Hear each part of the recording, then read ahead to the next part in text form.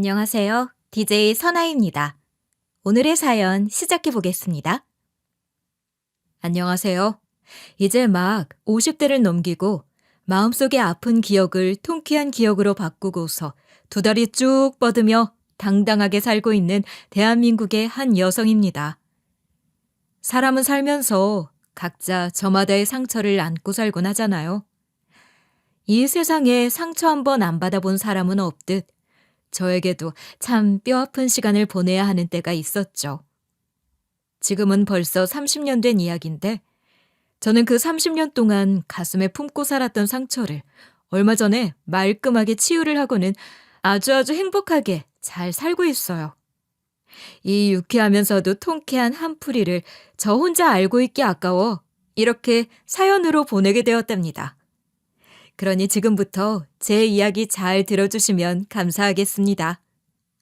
저한테는 고등학생 때부터 아주 원수 같은 친구가 있었어요. 원수도 그런 원수가 없다고 할 수 있을 만큼 아주 철천지 원수였고 친구라고 할 수도 없는 그런 애였죠. 지금 생각해도 참 유치하게 왜 그랬는지 모르겠는데 그 친구는 저를 항상 그렇게 시샘을 했었어요. 아니, 제가 제 모습을 객관적으로 봐도 그렇게 특출나게 공부를 잘하는 것도 예쁜 것도 아닌데 그냥 저를 그렇게 시샘을 하더라고요. 왜 그런 거 있다잖아요. 이유 없이 미운 사람. 저는 살면서 이유 없이 미운 사람도 없었는데 그 애한테는 제가 그런 사람이었던 것 같았습니다. 제가 그 친구한테 왕따를 당하는 이유를 딱 하나 겨우 이유랍시고 꼽으라면 저의 가난이라고 할 수 있을 것 같아요. 저희 부모님은 항상 형편이 어려우신 편이었기에 또래 친구들 사이에서도 제가 좀 가난한 편이었거든요. 근데 이 못된 기집애가 그걸 가지고 저를 많이 무시하고 놀려댔었죠. 얘네 집은 아버지가 건설업에 종사하시면서 돈을 많이 벌었었거든요.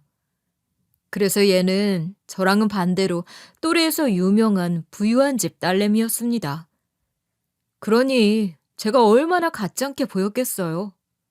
안 그래도 이유 없이 꼴 보기 싫은 애가 가난하기까지 하니 얕잡아 보기 딱 좋았겠죠. 그래서 걔는 자기가 가진 부를 이용해서 친구들 먹을 거 먹여가고 이것저것 사줘가면서 매수한 뒤에 그 꼬봉 같은 애들을 시켜서 저를 왕따를 시키고 괴롭히면서 참 유치한 짓거리는 별걸 다 했습니다. 그래도 정말 다행인 건 고등학교 이후로는 둘 다 대학을 따로 갔기 때문에 다시는 볼 일이 없었다는 거였죠.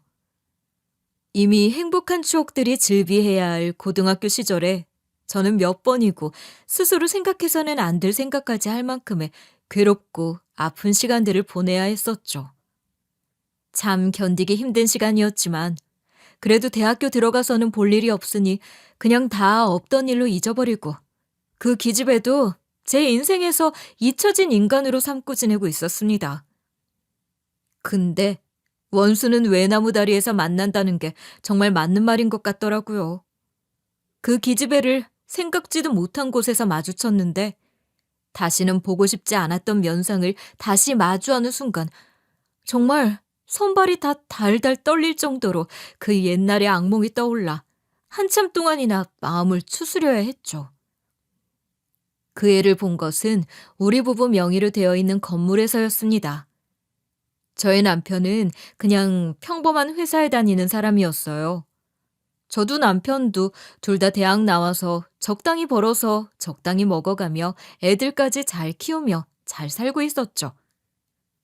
근데 성실한 사람에게 복이 임한다는 게 참말인지 우리 집안에 큰 경사가 일어나게 되었어요. 시아버지가 옛날에 본인 아버지한테 재산을 물려받고는 땅을 사놓은 게 있었는데 그게 갑자기 개발 지역에 들어가게 되면서 보상을 어마어마하게 받게 되었거든요. 부동산 투자 제대로 하면 돈 좀 번다는 얘기는 들었지만 실제로 겪은 그런 경우는 처음이었기 때문에 저희도 어안이 벙벙하더라고요. 그때 받은 보상금으로 시아버지는 지금껏 부모 노릇 한번 제대로 못 해봤다며 이제라도 할 수 있어 다행이라면서 자식들한테 돈을 좀 나눠주셨었어요. 시아버지께 받은 뒤에 우리 두 부부가 평생을 벌었어도 못 만져봤던 돈을 만져보는데 정말 감격스러워 눈물이 다 나더라고요. 아니, 오히려 남편은 좀 덤덤한 것 같았는데 저는 그간의 저의 고생하면서 살았던 인생을 싹 다 보상받는 듯한 기분이 들어서 주체할 수 없는 눈물이 흘렀었어요. 저랑 남편은 알차게 쓰기 위해서 그거 가지고 노후를 챙기자며 건물을 하나 사두었죠. 우리 부부가 결혼해서 같이 사는 동안에 모아두었던 돈이랑 시아버지께 받은 돈에 대출금 조금 끼니까 건물 하나 살 돈이 딱 마련되더라고요. 경기도 근처에 있는 꽤나 목이 괜찮은 곳에 건물을 하나 살 수 있었습니다. 근데 남편이나 저나 사람 일은 어떻게 될지 모른다는 철칙을 항상 가지고 있었기 때문에 그 건물 하나 샀다고 우쭐대면서 그것만 믿고 평생 놀고 먹고 살 생각은 하지 않았었어요. 그래서 남편은 다니던 직장에서 아직 퇴직 연도가 좀 남아있었기에 계속해서 일을 하고 있었고, 저도 보험 일을 계속하고 있었습니다. 아직 애들도 다 시집장가 보내기 전이었기 때문에 돈을 더 벌어야 했거든요. 그래서 일부러 둘 다 직장 생활은 계속하면서 그 건물은 관리하는 업체를 따로 두고서 생활을 하고 있었어요. 그러면서 우리 가족은 따로 한 번씩 왔다 갔다 하면서 건물을 살펴보곤 했었는데 어느 날 저 혼자 갔다가 다시는 마주치고 싶지 않았던 제 인생에서 지우개로 지울 수만 있다면 박박 문질러 지워버리고 싶었던 인물을 보게 된 거였죠. 그때 이미 고등학교를 졸업한 지가 30년이 지났었기 때문에 서로 한 번에 알아보지는 못했었어요. 당시에 저는 꼭대기층부터 내려오면서 싹 한번 살펴보려고 1층에서 엘리베이터를 기다리고 있는데 저랑 연배가 비슷해 보이는 한 여자가 이상하게 저를 힐끔힐끔 쳐다보더라고요. 괜히 기분이 나빠서 그냥 속으로만 왜 저러나 하고는 무시하고 있는데 끝까지 몇 번이나 쳐다보길래 무슨 할 말이라도 있는가 싶어서 고개를 돌려 얼굴을 봤죠. 근데 상대방 쪽에서 전혀 생각지도 못했던 말을 하는 거 아니겠어요? 어머나, 제가 아는 사람이랑 너무 닮아서 그러는데 혹시 이름 좀 여쭤봐도 될까요? 아니지. 내가 아는 사람 맞는 것 같은데. 혹시 김경선 아니니? 나 그 서울고등학교의 최선자인데. 저는 그 질문을 할 때부터 이미 익숙한 얼굴에 속으로 설마하며 경악을 하고 있었어요. 하지만 기어이 그 입에서 제가 아는 이름이 나오는 걸 들으면서 제 얼굴은 완전히 일그러지고 말았습니다. 근데 그렇게까지 일그러지는 걸 봤으면 아는 체 안 하고 싶다는 걸 눈치를 채야 하는데 오히려 이 일그러지는 얼굴을 보면서 더 호들갑을 떨면서 아는 체를 하는 것 아니겠습니까? 어머머, 맞구나. 역시 내 눈썰미 하나는 알아줘야 한다니까. 예, 반가우면 반가운 거지 뭘 그렇게 인상을 팍 쓰고 그래. 어머나 세상에나 세상 참 좁다. 고등학교 이후로는 코빼기도 못 보던 애를 여기서 다 만나고 말이야. 아니, 네가 여기는 무슨 일이야? 아니지. 너 이 동네 살았던 거였어? 어, 그래. 뭐 이 근처 살아. 볼 일 있어 잠깐 나왔네. 잘 지냈지? 그러는 너는 여기는 웬일이야? 너도 이 동네 사는 거야? 나는 여기 안 살고 더 좋은 동네 살지. 여기는 너무 외곽 아니니? 얘도 참 내 수준을 뭘로 보고. 나는 집은 저기 따로 있어. 여기가 실은 우리 남편 직장 있는 곳이야. 소식 들었나 모르겠는데 우리 남편이 의사거든. 아, 그래. 의사구나. 그래, 그럼 볼일 보고 가. 저는 반갑지도 않은 인물과 더는 말을 섞고 싶지 않아서 그냥 그 자리를 피해버리려고 했습니다. 다시금 옛날에 그 악몽이 떠오르는 것 같아 얼굴만 보고 있기도 힘이 들었거든요. 근데 얘는 눈치가 없는 건지 아니면 눈치가 없는 척을 하는 건지 계속해서 가려는 저를 붙잡았어요. 어딜 가려고 그래? 예. 오랜만에 만났는데 얘기 좀 하자. 네가 동창 모임에도 안 나오고 고등학교 때 친구들이랑 연락도 잘 안 해서 애들한테 소식 못 들었나 보네. 내 남편이 의사야, 의사. 그전까지는 페이닥터로 일하다가 얼마 전에 이 건물에다가 개원했잖아. 의사 돈 잘 벌더라.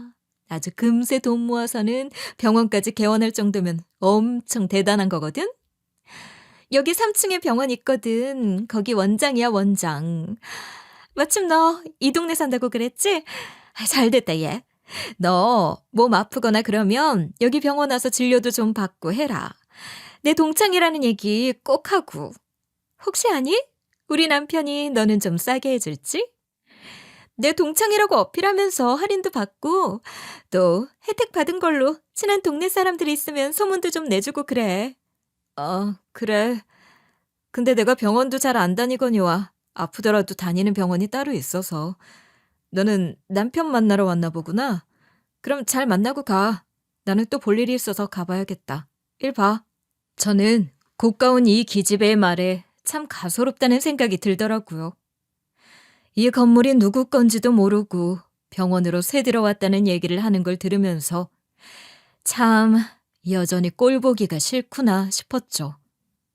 근데 거기에서 여기가 네 남편이 새 들어있는 이 건물이 실은 내 건물이다라고 우쭐대고 싶지는 않더라고요. 유치하게 이런 애 앞에서 자랑질하는 것도 내 꼴이 웃길 것 같아서 그냥 그날은 무시하고 나와버렸습니다. 근데 그 뒤로 제 연락처는 어떻게 알았는지 맨날 전화해서는 자기 남편 자랑질을 하더라고요. 아마도 제가 왕따 당하던 시절에 그나마 옆에서 저를 챙겨줬던 고마운 친구들 몇 하고만 연락을 하며 지내고 있었는데 건너서 그 친구들 통해서 연락처를 알게 된 것 같았어요. 아니, 번호야 알 수 있다고 치지만 왜 그때부터 시도 때도 없이 연락해서는 자기 남편 자랑을 늘어놓는지 진짜 이해가 안 되더라고요.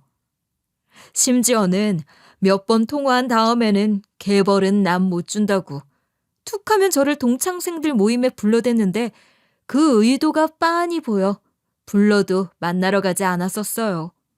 사실 원래 제 성격 같으면 그냥 처음 전화 온 날부터 싹 다 무시하고는 연락처를 차단하고 다 끊어버렸을 텐데 하필이면 얘네 남편이 우리 건물을 쓰는 사람인지라 혹시 몰라 차단까지는 하면 안 되겠더라고요.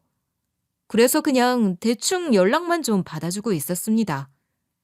근데 이 인간이 끝간대를 모르고 또 사람을 골탕을 먹이는 거 아니겠어요? 한 번은 저더러 또 전화를 해서는 꼭 좀 얼굴 좀 보여달라고 하더라고요. 하도 통사정을 하길래 그날은 하는 수 없이 나갔습니다. 그리고 겉으로는 어쩔 수 없이 나간다며 나갔지만 실제 제 진짜 속으로는 옛날과는 달리 제 생활도 좀 나아졌기 때문에 당당해도 되겠다 싶어서 온몸에 힘을 팍 주고 당당히 어깨 펴고 나갔습니다. 근데 이 나쁜 기집애가 여전히 저를 못 괴롭혀 안달이 났는지 고등학교 때 같이 저를 괴롭혔던 동창들을 죄다 불러 모아 놓은 거 아니겠어요? 그것부터가 어이가 없고 화가 났었는데 이 기집애의 행동이 더 저를 화나게 만들었습니다. 예, 네 남편 일반 직장 다닌다고 했나? 너는 뭐 보험 한다고 하던데. 그렇게 쇠가 빠지게 일을 해도 사람 팔자는 고치기 힘든 모양이야. 둘 다 맞벌이 하면서 사는 거 보아하니 여전히 살기 힘든 것 같은데. 참 세상살이 돈 벌어먹고 살기 힘들어. 그치? 아구머니나. 그러고 보니 그날 우리 그 건물에서 만났던 것도 볼일 있어 갔다는 게 혹시 보험 팔러 간 거였니? 세상에나. 그럼 말 좀 하지 그랬어. 자, 여기 애들 보험 필요한 애들 좀 있을 거야. 온 김에 영업 좀 해라. 나는 이미 다 들어져 있으니까 넘어가고 니들 중에 얘 보험 좀 들어줘봐. 동창 좋다는 게 뭐야. 이럴 때 좀 서로 돕고 하는 거지. 뭐? 아니, 나 니들 도움 필요 없어. 니들 보험 들 필요 없으니 그런 생각하거들랑 그냥 넣어둬라. 니들 도움 없이도 나 충분히 잘 먹고 잘 살고 잘 나가니까 걱정하지 마. 저는 여전히 저를 무시하며 은근슬쩍 내리까는 그 기집애를 보면서 정말 한 대 콱 쥐어받고 싶은 걸 꾹꾹 참아내야 했습니다. 내가 무슨 부귀영화를 누리겠다고 여기에 왔는지 후회가 됐죠. 근데 또 찰나에 그 나쁘고 영악한 기집애는 또 한 방을 크게 날리더군요. 야, 우리 사이에 자존심 세우긴? 아니다, 됐어. 너도 아직까지 팔자 못 고치고 그러고 사는 게 창피하겠지. 괜찮아, 얘. 자존심 세워야 네 마음이 편하면 그렇게 있는 척해. 아휴, 어쩜 그렇게 가난은 피하는 게 쉽지가 않은 거니? 얘, 이거 내가 입던 건데 아직 입을만 해. 나야 옷이 넘쳐나서 잘 안 입고 다니기는 하는데 그래도 너한테는 잘 어울릴 거야. 가져가다 입어라. 오늘 너 이거 주려고 부른 거야. 이 자리에 나온 걸 후회하며 그냥 자리를 박차고 집으로 나가려던 찰나에 이 동창이라는 기집애는 저에게 한 방을 날렸고 그건 바로 고등학생 시절 저를 같이 괴롭혔던 동창생들이 있는 앞에서 저한테 자기가 입다가 버릴 만한 옷을 던져주면서 악랄한 언사를 퍼붓는 일이었습니다. 바로 들려오는 친구들의 비웃음 사이에 저는 너무 화가 나 무시하고는 가버리려고 했는데 어느새 그 옷을 어떤 애가 확 가지고 가서는 펼쳐보는데 정말로 기가 차더라고요. 그 펼쳐진 옷 꼬라지를 보니 기부도 못할 정도의 옷 상태가 훤히 보이는데 이때는 더는 참을 수가 없었습니다. 아니, 이제는 더 참아야 할 필요가 없겠더라고요. 그래서 내가 니들이 알던 옛날의 내가 아니다라는 것도 같이 보여줄 생각으로 속에 있던 말을 다다다닥 퍼붓기 시작했어요. 야, 너 아직도 이 버릇 못 고쳤니? 네 나이 벌써 50이야, 50. 그럼 이제 철 좀 들어야지. 자식 새끼도 있을 마당에.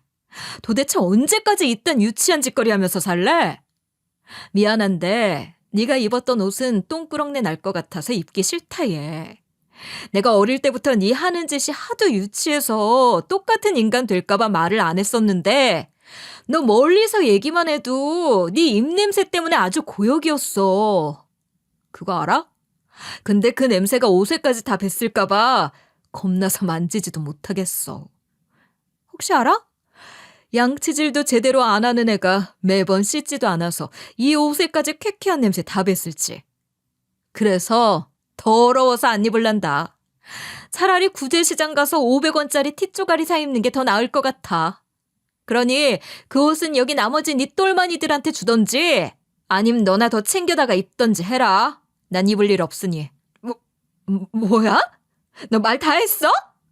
이게 진짜 보자 하니까. 뭐? 보자 하니까 뭐? 너랑 나랑 뭐 더 볼 게 있는데. 이게 아주 나이 처먹고서 창피한 줄 모르고 어디서 옛날 버릇 끄집어대다가 사람을 괴롭혀? 너 아주 혼나볼래? 나 옛날에 나 아니다. 너 네 남편 의사랬지? 가서 네 남편한테 네 정신머리는 못 고치는지 한번 진료 좀 받아봐. 내가 보기엔 불치병 같다만 네 잘난 의사 남편은 고칠 수나 있나 좀 물어봐봐. 능력 있음 그것도 고치겠지. 물어봐서 고칠 수 있다고 하면 제발 당장 좀 고치고. 자, 이 옷 조가리 다시 줄게. 애따 받아 먹어라. 제 말에 얼굴이 뻘겋게 불타오르는 그 기집애를 보며 저는 제대로 말로 혼쭐을 내줬습니다. 근데 그래도 속에서 성이 다 안 차길래 져준다고 가져온 그 옷들을 싹 다 집어들어서는 그 기집애 머리 위에다가 싹 뿌려버리고는 자리를 박차고 나왔죠. 한 번 막 나가니 그때부터는 눈에 보이는 게 없었어요. 그때부터는 우리 건물에 그 기집애 남편이 들어와 있건 말건 아이의 인연을 끊어버려야겠다 생각을 했죠. 그러는 사이 얘가 분했는지 몇 번이나 전화를 하더라고요. 저는 전화가 오든 말든 다 무시하고 차단까지 해버렸어요. 그리고는 다시는 볼 일을 만들지 않으려고 했었죠. 정말로 이제는 30년 묵은 이 악연을 정말 다 끊어버리고 싶었어요. 근데 모든 환경이 저를 그렇게 호락호락하게 가만히 냅두질 않더군요. 그 뒤로 저는 어떻게든 이 동창과의 인연을 만들지 않기 위해 부단히 노력했습니다. 전화번호까지 다 차단한 마당에 더는 볼일 만들지 말자 하고는 아예 무시하며 살려고 했었죠. 근데 솔직히 당한 게 있다 보니 아예 무시를 하려고 해도 잘 안 되더라고요. 대체 이분을 어떻게 다 풀어야 하나 하다가 유일하게 고등학교 때 제 친구들이 되어주었던 동창들한테 제가 겪었던 이 얘기들을 다 했습니다. 역시나 제 친구들도 그 기집애를 다 싫어하던 애들이었기 때문에 제 말을 듣더니 엄청나게 화를 내더라고요. 저는 그것만 해도 위로가 된다 싶었습니다.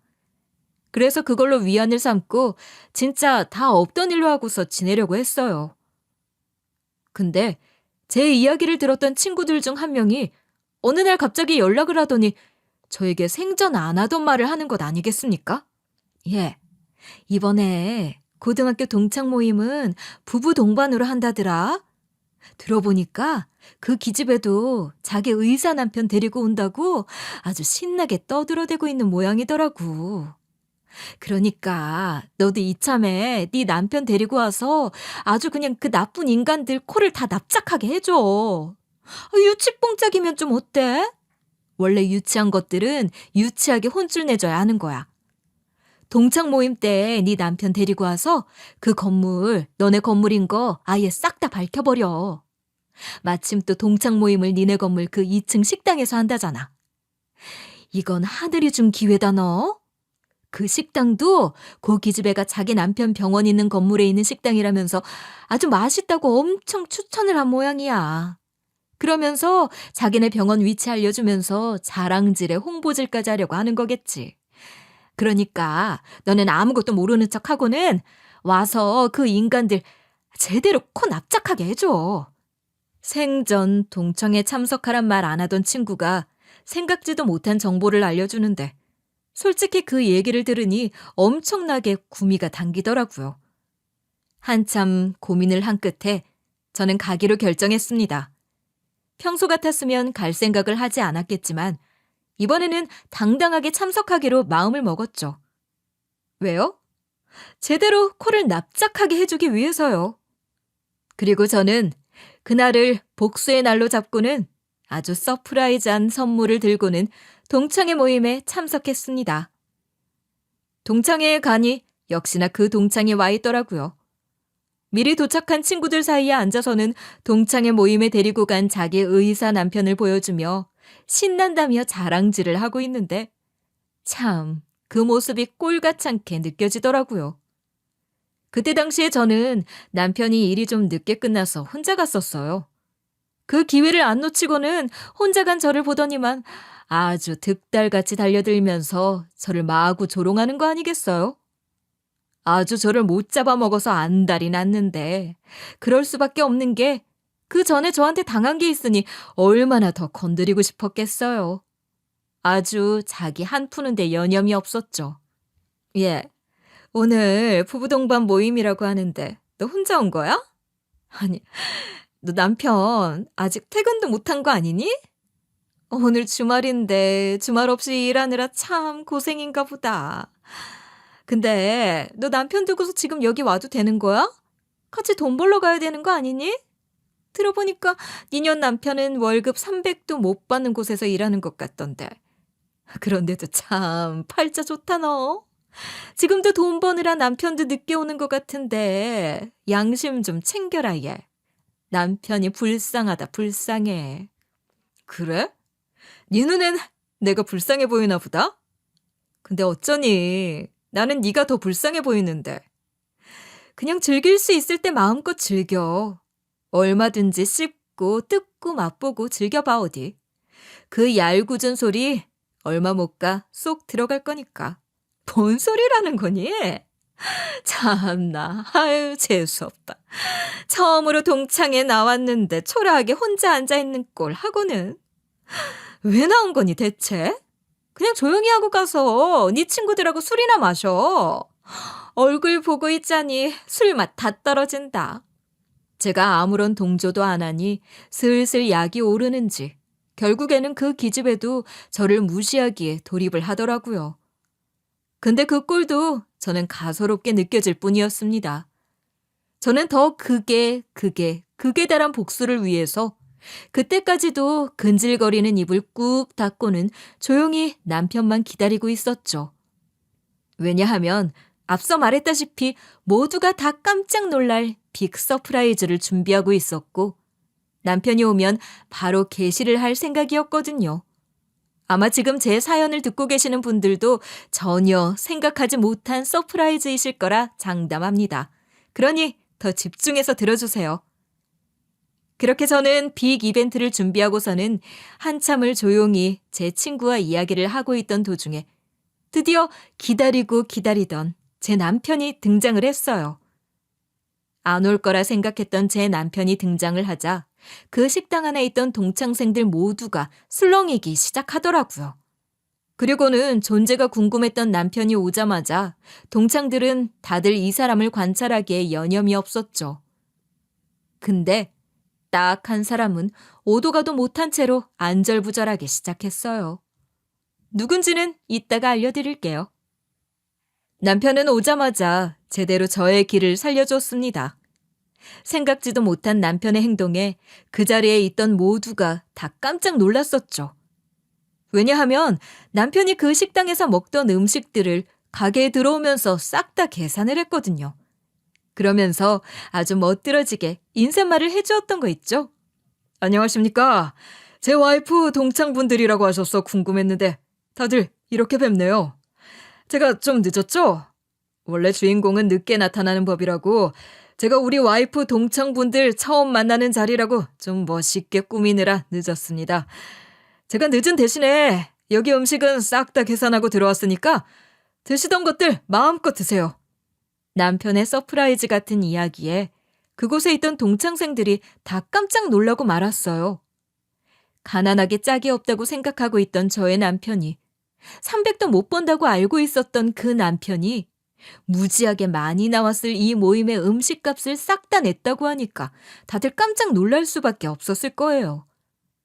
근데 처음에 남편의 말에 제 동창들이 놀라면서도 하나같이 보이는 눈빛은 바로 이거였습니다. 어머, 웬 허세야? 없으면서도 있는 척하고 싶었나 보다. 애쓴다 애써. 라는 눈빛이 정확하게 보였죠. 그 눈빛과 속으로 하는 말들이 싹 다 느껴진 저는 얼른 그들 앞에서 말을 해줬어요.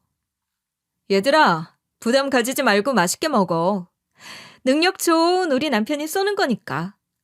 근데 한 가지는 꼭 지켜줬으면 하는데 웬만하면 술 먹고 이 건물에다가 실수는 하지 마. 여기가 우리 남편 건물인데 내가 좀 깔끔을 잘 떨어서 더럽게 쓰이는 꼴을 못 보거든. 그러니까 부탁 좀 하자. 음식은 맛있게 먹되 곱게 먹어 곱게. 알았지? 제가 이렇게 말을 하자마자 다들 놀라면서 호들갑을 떨며 여기가 진짜 우리 건물이냐면서 질문을 하기 시작했습니다.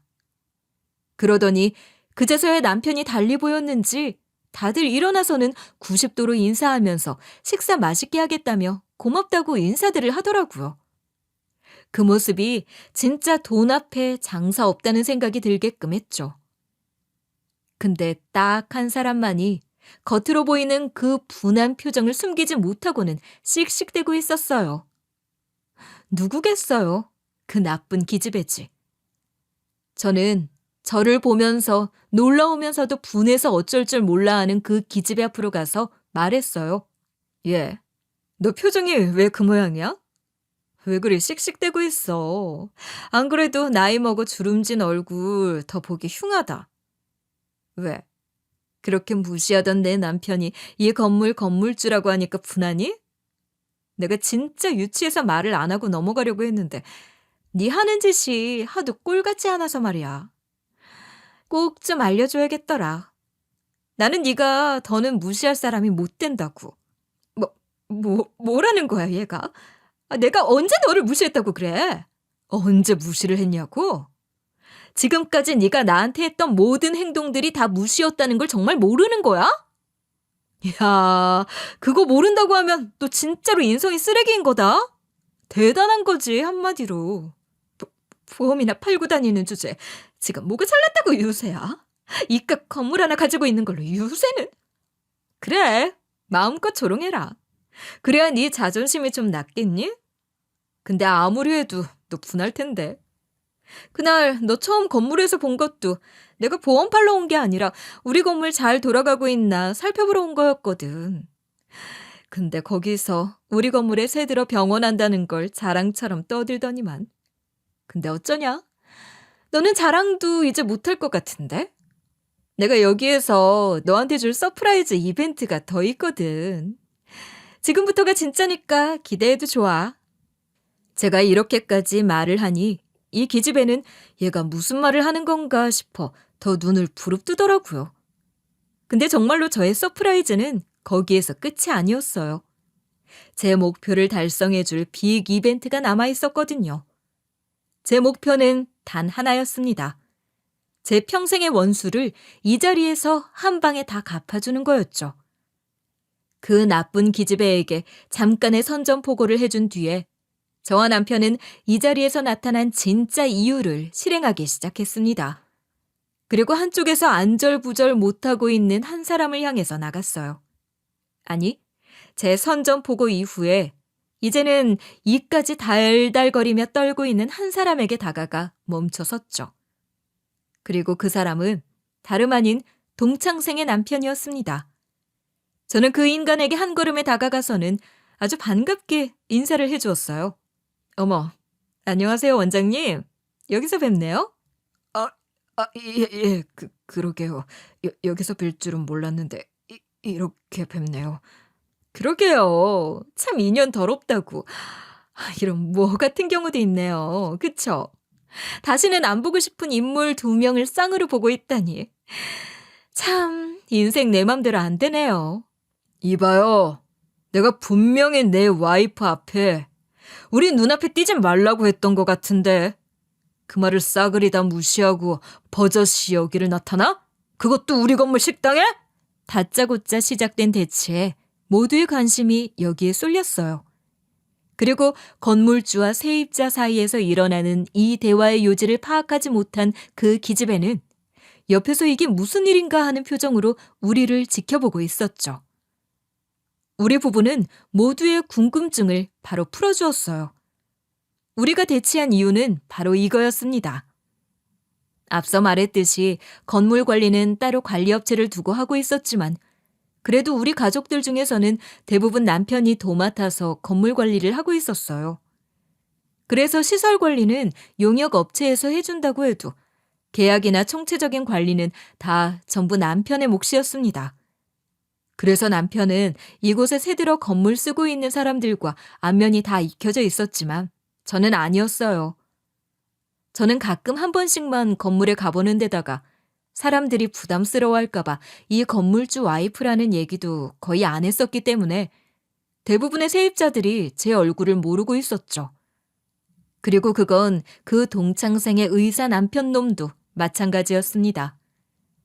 근데 이 의사라는 동창생 남편 놈이 건물에서 우연히 저를 처음 봤는데 그때부터 껄떡대기 시작하는 거 아니겠어요?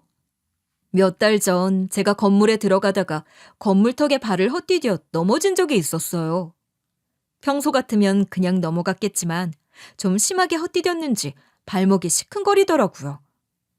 아무리 아프더라도 그 병원만큼은 가고 싶지 않았는데 이대로 두다가는 바로 부어오를 것 같아서 어쩔 수 없이 가기 싫은 그 병원에 갈 수밖에 없었죠. 근데 그때 저를 처음 본 이 의사놈이 그때부터 저한테 껄떡대기를 시작하는 거 아니겠습니까? 처음에는 모르는 번호로 전화가 왔길래 아무것도 모르고 받았다가 깜짝 놀랐습니다. 네, 여보세요? 어디신가요? 예. 저 오늘 다녀가신 병원 원장입니다. 네? 의사 선생님께서 전화는 왜 하셨을까요? 처음에는 전화가 왔길래 제 발목에 무슨 큰일이 난 줄 알았습니다. 진료하고 간 그날 당일에 간호사도 아니고 의사가 직접 전화를 했으니 누가 봐도 제 발목에 큰 문제가 생겼다고 느낄 수밖에 없지 않겠어요? 근데 제 예상과는 다르게 너무나도 황당한 소리가 들려오더군요. 그게 말입니다. 외람된 말씀이지만 제가 오늘 그쪽에게 반했습니다. 제 인생에서 처음 만난 이상형이라 이렇게 실례를 무릅쓰고 전화를 드렸네요. 저는 이 소리를 듣는데 진짜 환장하는 줄 알았습니다. 꼴도 보기 싫은 원수 같은 동창 남편이 내 건물에 들어와 있는 것도 찝찝해 죽겠는데 이건 무슨 경우인가 싶더라고요. 참으로 얼토당토 않는 데다가 욕바가지 나오는 상황에 바로 얘기를 했죠. 이 인간이 미쳤나? 지금 다짜고짜 내 개인정보 멋대로 이용하고 전화한다는 소리가 뭐야? 첫눈에 반해? 이 양반이 돌지 않고서야 지금 어디다 대고 수작질이야? 진정하세요. 정말 진심입니다. 정말로 당신한테 첫눈에 반했어요. 제발 한 번만 만나주십시오. 당신 놓치면 제가 평생 후회할 것 같아서 그럽니다. 이 자식이 진짜. 너 내가 당장 신고할까? 어디 마누라 자식 새끼 앞에 부끄러운 줄 모르고 이딴 짓거리를 하고 있어. 당신 어디 신고 당해볼래? 저는 기가 막혀 소리까지 질러가면서 그놈한테 화를 냈습니다. 근데 어떻게 된 게 지 마누라보다 더 철면피가 두꺼운지 들어먹질 않더라고요. 그날 이후로 그 병원에 다시 갈 일도 없던 저에게 끊임없이 받아주지도 않는 문자를 하고 전화를 하고 난리를 쳤었어요. 저는 제 선에서 해결을 하려다가 결국에는 안 될 것 같아서 남편한테까지 이야기를 했습니다. 그동안 그 인간한테 전화 왔던 것도 다 녹음을 해놓고 문자 메시지까지 삭제하지 않고 다 남겨놨었기 때문에 남편도 그걸 다 확인하자마자 분노를 했어요. 그 길로 저를 데리고는 병원으로 달려가서 깽판을 쳤죠. 역시나 그 동창 남편이란 자식은 제가 건물주 아내라는 걸 모르고 들이댔다가 모든 사실을 다 알고 나서는 그때부터 아주 손이 발이 되도록 싹싹 빌기 시작하더라고요. 근데 그 자리에서 싹싹 빌 뿐 나가라는 남편의 말을 듣지도 않고 계속해서 그 병원 자리를 차지하고 있었죠. 그렇게 난리를 쳐도 나가질 않으니 남편과 저는 그 인간을 제대로 혼쭐을 내주고 건물에서도 내쫓기 위해서 이 서프라이즈를 준비하게 된 거였어요. 거지 같은 동창생년에게 그동안 당했던 수모에 대한 복수를 하고 그 정신병자 같은 스토커 의사놈에게는 확실히 망신을 주고는 건물에서 내쫓는 것이 이 동창회에 참석한 우리 부부의 진짜 목적이자 목표였죠.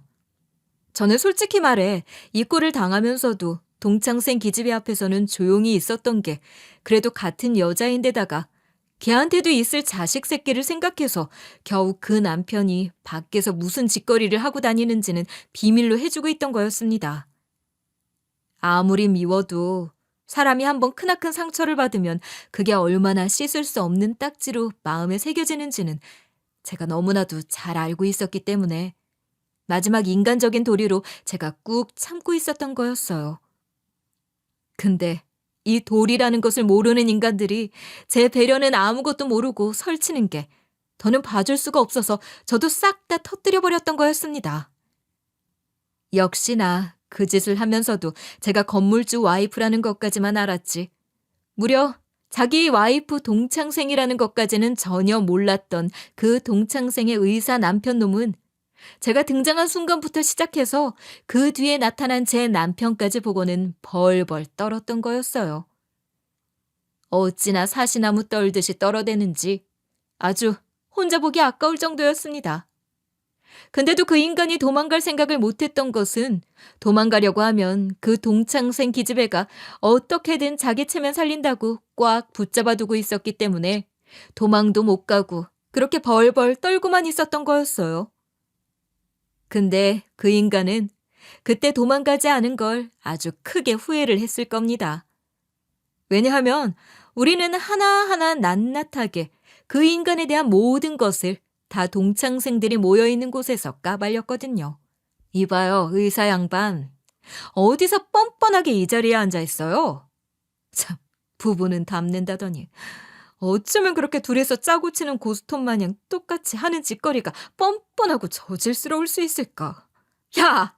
이 기집애가 갑자기 남의 남편 앞에서 뭐라고 하는 거야? 예.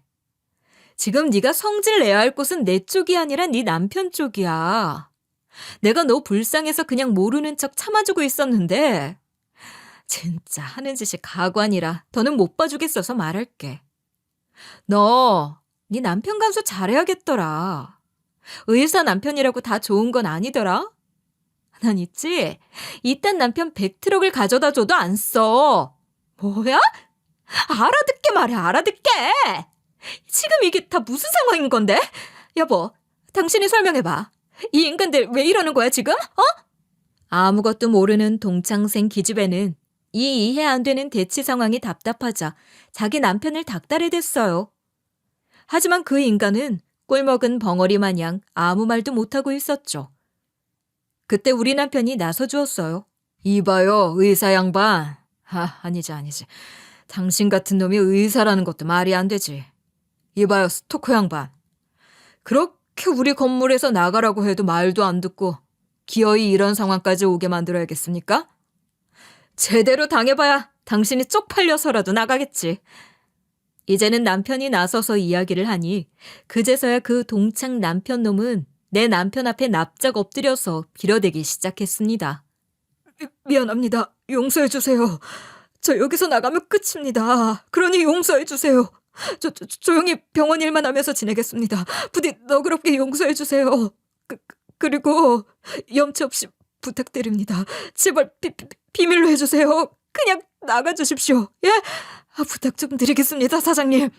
그 부탁하기에는 너무 늦었고 이렇게까지 하는데도 나가겠다는 소리를 안 하니 어쩔 수 없네. 동창생 기집애는 자기 남편이 상황을 설명해도 모자랄 판에 아무 말도 못하고 벌벌 떨며 제 남편에게 빌어대니 동창생은 깜짝 놀라기 시작했어요. 그리고 그때 우리는 반격을 시작했습니다. 그 식당은 한 번씩 사장님이 스크린을 크게 틀어놓고 축구나 영화를 틀어놓곤 하는 곳이었어요. 우리 부부는 그 스크린에다가 영화나 축구보다도 훨씬 더 흥미진진한 것들을 보여주었습니다. 그건 바로 그동안 이 동창생 의사 남편 놈이 스토커처럼 저에게 전화하고 문자를 한 모든 만행이 캡처된 사진들과 음성 파일이었죠. 사랑합니다. 한 번만 만나주세요. 당신이 내 마지막 사랑입니다. 내 아내와 헤어지겠습니다. 남편과 헤어지고 제발 절 만나주세요. 당신을 위해서라면 자식이고 아내고 다 버릴 수 있어요. 정말입니다. 보고 싶어요. 얼굴 한 번만 보여주세요. 당장 가겠습니다. 이런 말도 안 되는 내용들의 문자와 통화 내용들을 보고 들은 동창생은 얼굴이 하얗게 질리기 시작했어요. 그 의사 남편 놈도 마찬가지였죠. 이게 다 뭐야? 인간아, 이거 다 조작이지? 다 거짓말이지? 이것들이 어디서 나를 골딱 먹이려고 이딴 걸 준비해와서는 사람을 속여? 말도 안 돼. 못 믿어. 난 못 믿는다고. 결국 동창생은 이 사실들을 믿을 수 없다며 실성한 사람처럼 소리치기 시작했고 급기야는 거의 쓰러지다시피 해서 결국에는 다른 친구들에 의해서 밖으로 실려나갈 수밖에 없었습니다. 쪽팔림과 동시에 더는 그 자리에 있을 수 없었던 그 남편 놈도 자기 와이프를 따라 나가면서 그 자리에 있던 모든 상황이 정리되었어요. 그 뒤로 동창 모임은 남아있던 친구들에 의해서 그 원수 같은 기집애랑 스토커 남편 이야기로 아주 불타올랐었죠. 친구들은 하나같이 다 제가 건물주 와이프인 것부터 시작해서 그 스토커를 어떻게 참고 살았냐, 그 기집애가 고등학생 때부터 저를 그렇게 괴롭히더니 벌을 제대로 받았다 등등 온갖 이야기를 하면서 신나게 떠들어댔죠. 근데 저는 그 말에는 별로 동조하지 않았습니다. 냄비 근성 심한 애들이 그저 가십거리 떠들듯이 한 이야기였기에 거기에는 별 생각이 없었거든요. 오로지 저는 제 목적을 모두 다 달성했다는 그 행복에 정말 세상을 다 얻은 것 같았죠.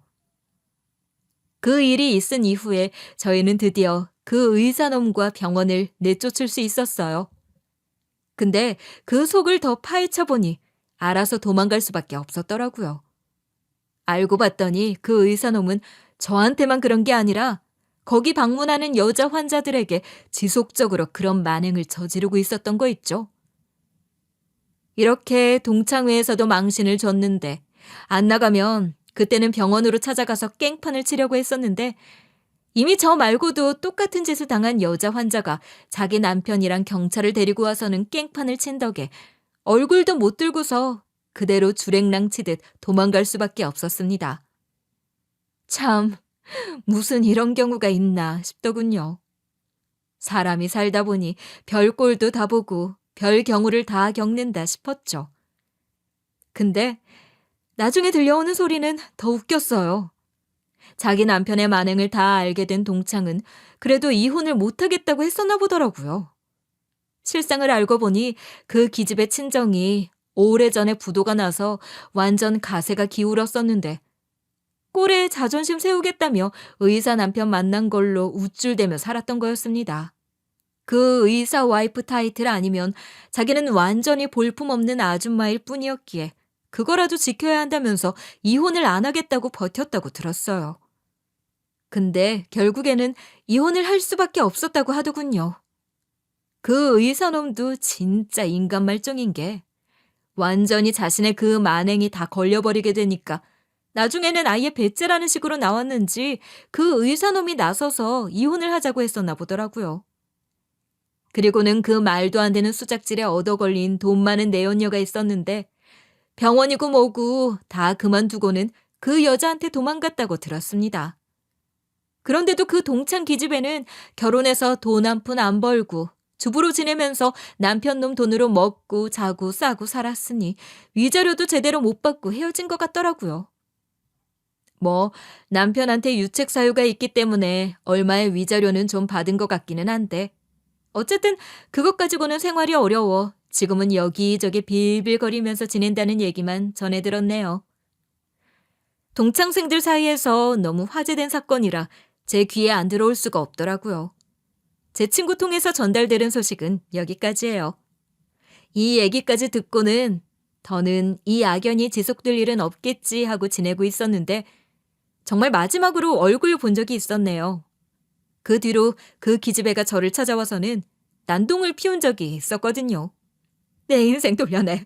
너 때문이야. 이게 다 너 때문이라고.